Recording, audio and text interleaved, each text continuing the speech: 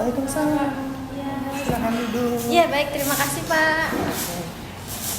Baik, Mbak, selamat pagi, selamat datang di ruangan konseling saya. Perkenalkan, saya selaku konselor di sini. Nama saya Kaisha Romdon. Saya adalah konselor pada sesi konseling hari ini. Baik, Mbak, silakan perkenalkan diri, Mbak.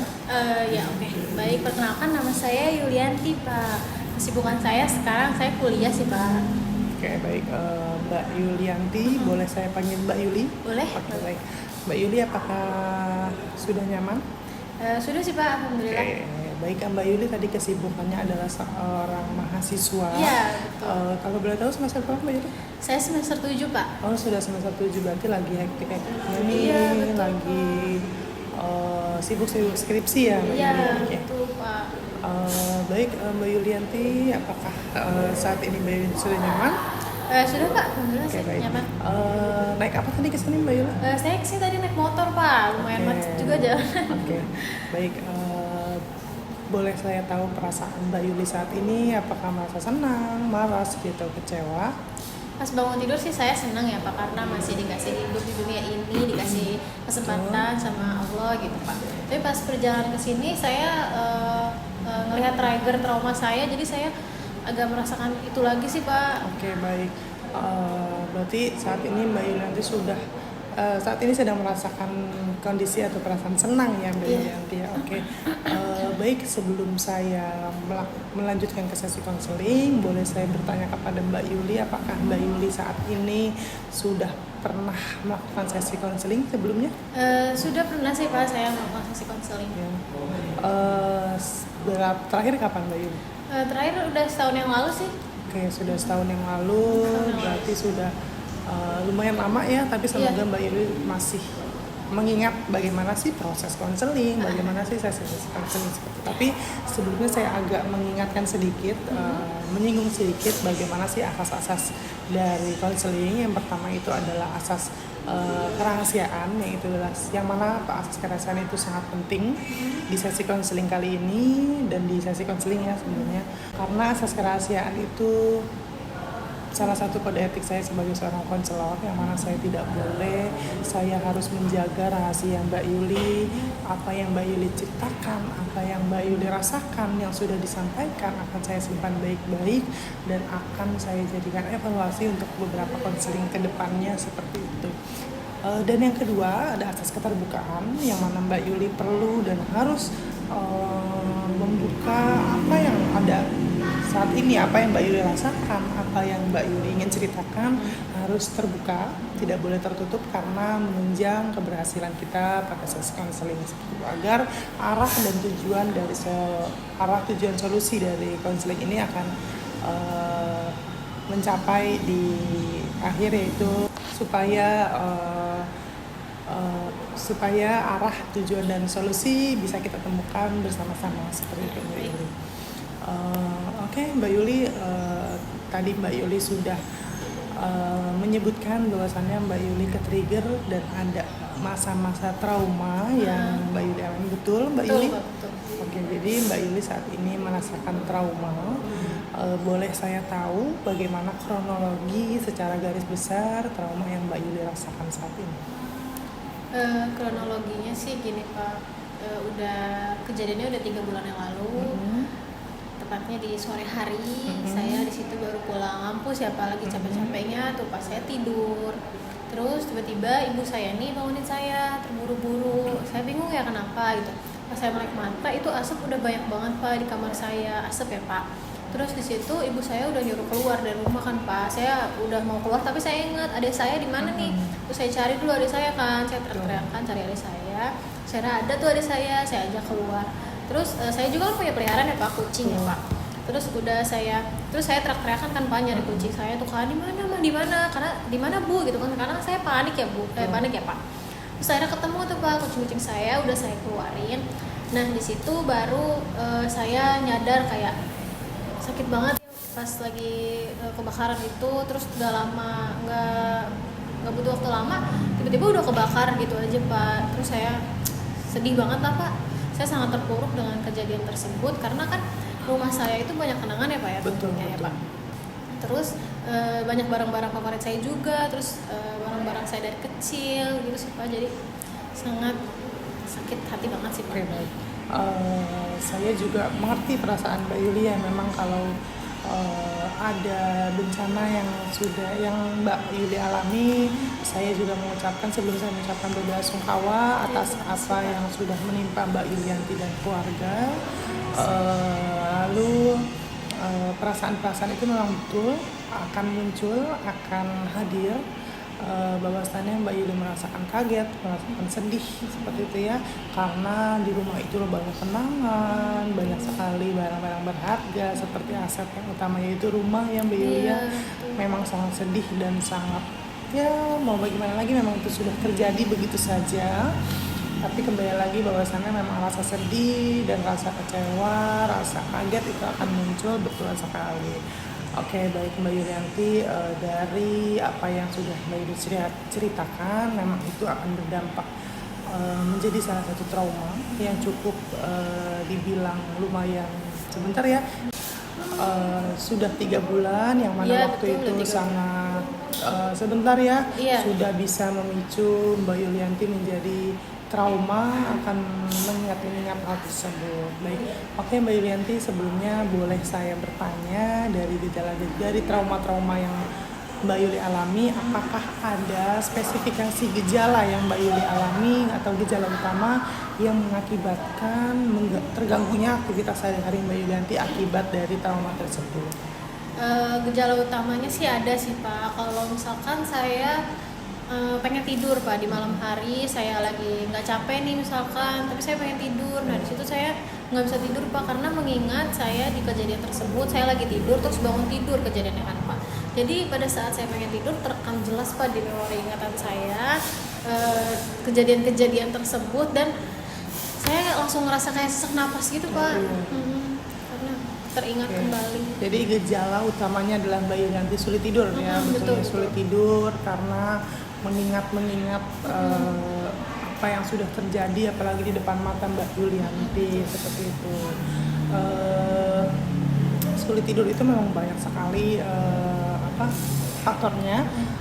Faktor kecil saja bisa mengakibatkan kita sulit tidur, apalagi sulit tidur karena trauma ya, jadi itu sangat cukup bikin kita menjadi tidak stabil supaya dan mengakhirkan sulit tidur seperti itu, dan flashback yang terus menghantui kita karena kejadian tersebut seperti itu.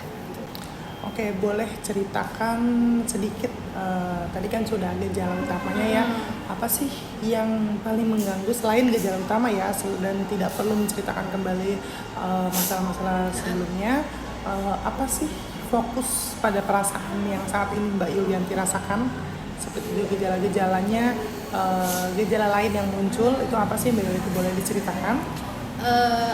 Ada beberapa sih Pak, tentunya ada karena rumah saya itu kan dekat dari rumah nenek saya kan Pak. Betul. Saya kan dievakuasi ke rumah nenek saya. Nah, terus setiap saya pengen ke kampus atau keluar kan saya ngeliat rumah saya. Nah, itu pasti memunculkan kembali rasa trauma tersebut, Pak. Itu sangat sakit, sedih banget, Pak. Itu yang sedih banget sih, Pak. Terus juga saya juga kalau misalkan di jalan seperti yang tadi awal saya bilang, kalau misalkan saya ke kampus atau kemana keluar, saya ngeliat asap deh, Pak. Saya kayak sesak napas gitu, Pak, kayak mengingat lagi kejadian-kejadian itu yang bikin saya trauma. Terus kalau misalkan saya ngeliat orang masak ada api yang sedikit besar gitu Pak, itu saya udah kayak wanti-wanti gitu Pak, karena saya benar-benar takut gitu Pak. Karena saya juga sekarang nggak mau Pak ikut-ikut kumpul-kumpul misalkan mau masak-masak nih Pak, karena saya ngeliat api itu mulu kan Pak, terus-terusan api, saya jadi nggak mau.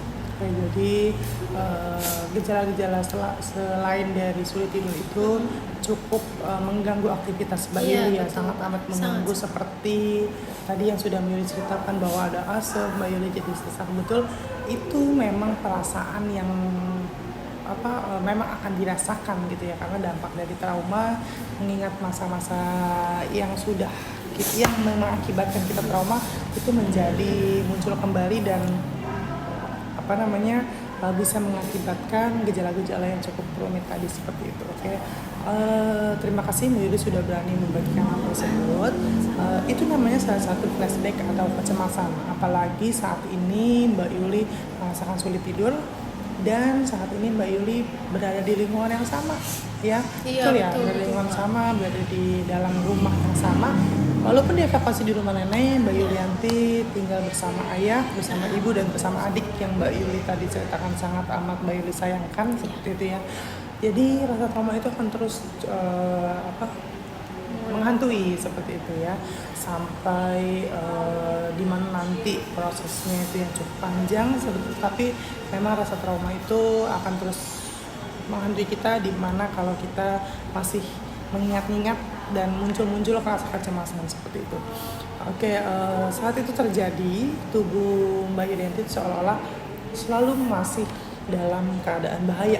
Iya. Jadi Mbak Yuli saat ini merasakan hal tersebut, oh masih bahaya nih, masih bahaya nih. Nah, itu memang yang perlu diwaspadai seperti itu. Jadi coba kita mempelajari bahwasannya kita memberikan sinyal pada tubuh kita bahwa tubuh kita satu Mbak Yuli ya utamanya saat ini berada dalam kondisi yang aman, kondisi yang cukup dibilang jauh dari kebakaran ya bisa jadi ya, tapi itu saat ini Mbak Yuli harus tahu memberikan sinyal ke tubuh Mbak Yuli utamanya ke saraf bahwasannya saat ini sudah aman, saat ini sudah jauh dari masalah-masalah yang saat ini sudah berlalu. Kita perlu memberikan sinyal itu supaya Mbak Yuli merasa lebih aman, merasa lebih nyaman, merasa lebih bisa menjalani aktivitas sehari-harinya seperti itu. Boleh dicoba? Boleh Pak. Oke, jadi tekniknya itu teknik sangat amat sederhana yang bisa dilakukan kapan saja. Namanya adalah teknik pernapasan 478. Oh iya Mana Pak. itu salah satu penanganan utama atau pertolongan utama yang bisa kita lakukan dimanapun dan kapanpun dalam kondisi apapun seperti itu. Teknik ini bisa memperlambat detak jantung dan menenangkan sistem saraf Mbak Yuli utamanya seperti itu. Boleh dicoba Mbak Yuli? Boleh Pak. Oke, jadi sebelumnya saya jelaskan bahwasannya caranya itu adalah, tekniknya itu adalah teknik pernapasan 4 Mbak Yulianti tahan nafas, 4 Mbak Yulianti tarik nafas, 7 detik Mbak Yulianti tahan nafas, dan 8 detik Mbak Yulianti hembuskan nafas dengan mulut seperti meniup lilin. Seperti itu. Boleh kita coba? Boleh Pak. Oke, baik. Pertama-tama kita tutup mata. Boleh Mbak Yulianti tutup mata. Kita coba Mbak Yulianti tarik nafas dalam hitungan keempat. 3, 2, 1 tahan, 7, 6, 5, 4, 3, 2, 1 hembuskan perlahan-lahan, 6, 5, 4, 3, 2, 1. Oke, boleh diulangi lagi Mbak Yulianti? Boleh Pak. Perlahan-lahan, 4, 3, 2, 1 tahan, 7, 6, 5, 4, 3, 2, 1 dibuang. Oke, itu adalah teknik pernapasan yang bisa memberikan kita pertolongan pertama. Salah satu adalah memperlambat detak jantung yang mana memicu sebelumnya detak jantung Mbak Yulianti tidak normal karena kecemasan tersebut bisa lebih lambat dan lebih normal dan menenangkan sistem saraf dari Mbak Yulianti. Oke, sebelumnya bagaimana perasaan Mbak Yulianti setelah melaksanakan sesi itu? Saya setelah melaksanakan teknik ini sih kayak ngerasa lebih nyaman ya Pak, ngerasa tenang, pikiran saya juga kayaknya lebih fresh, terus otot-otot leher saya kayak lebih nyaman aja gitu, relax gitu baik. Pak. Oke, bagus sekali, berarti tubuh Mbak Yulianti masih bisa refleks mendapatkan pertolongan pertama tersebut. Perlu diingat ya Mbak Yulianti bahwasannya menyembuhkan trauma itu cukup harus memberikan waktu yang lama, cukup lama ya, dengan kesabaran dan perawatan rutin. Salah satunya adalah teknik konseling. Salah satu sesi konseling itu adalah salah satu perawatan rutin yang perlu Mbak Yulianti lakukan seperti itu. Jadi Mbak Yuli bisa melakukan teknik tersebut di waktu-waktu yang utamanya adalah pada saat cemas itu datang. Ya, di saat cemas itu datang, rasa itu datang kembali, Mbak Yulianti bisa lakukan pertolongan pertama tersebut di perjalanan, di rumah, apalagi saat mau tidur. Di saat Mbak Yulianti tadi adalah gejalanya adalah sulit tidur, Mbak Yulianti boleh melakukan itu selama 2 atau 3 kali sebelum tidur boleh dilaksanakan Iya, seperti iya. itu. Jadi insya Allah itu bisa mengurangi rasa-rasa yang bisa membuat Mbak Yulianti sulit tidur karena ketrigger ingat-ingat masa lalu. Lalu bisa dilakukan di rumah dimanapun. Boleh nanti dikasih tahu atau diberikan saran kepada keluarganya bila mana nanti keluarganya di rumah ada yang merasakan hal tersebut juga sama ya. Apalagi ibunya yang pada saat itu benar-benar berada di depan mata. Betul. Misalkan ibunya Mbak Yulianti lihat ada rasa kecemasan, boleh Mbak Yulianti ajarkan teknik tersebut. Ya karena teknik itu sangat sederhana, bisa dilakukan dimanapun dan kapanpun. Oke. Jadi nanti bila mana cemas tersebut muncul, jangan lupa ya Mbak Yulianti ya. Iya. Oke. Saya harap dari teknik pernapasan tersebut adalah sebagai salah satu pertolongan utama ya, karena saya bilang tadi bahwasannya trauma itu tidak bisa sembuh dengan waktu yang sebentar, cukup lama, cukup penuh kesabaran dan perlu perawatan rutin. Jadi tidak serta-merta secara cepat pertolongan pertama tadi saya berikan bisa dilakukan, dan saya harap itu bisa memulai proses pemulihan atau penyembuhan yang Mbak Yulianti rasakan seperti itu. Jika Mbak Yulianti merasa kewalahan, merasa stres, merasa krisis, ingat bahwasannya pertolongan pertama tersebut dan bahwasannya ada layanan profesional seperti kami selaku konselor seperti itu. Jangan ragu mencari dukungan untuk diri sendiri utamanya kepada siapapun ya seperti itu. Terima kasih sudah berbagi cerita Mbak Yulianti. Saya rasa cukup ya untuk teknik yang pertama dan sesi yang pertama. Bagaimana kondisi Mbak Yulianti saat ini? Apakah sudah merasa nyaman? Saya ngerasa nyaman, tenang sih Pak. Terus saya juga senang karena udah melakukan konseling sama Bapak. Berarti sudah cukup lebih baik, sudah cukup lebih berkurang ya, walaupun memang cukup lama ya seperti itu.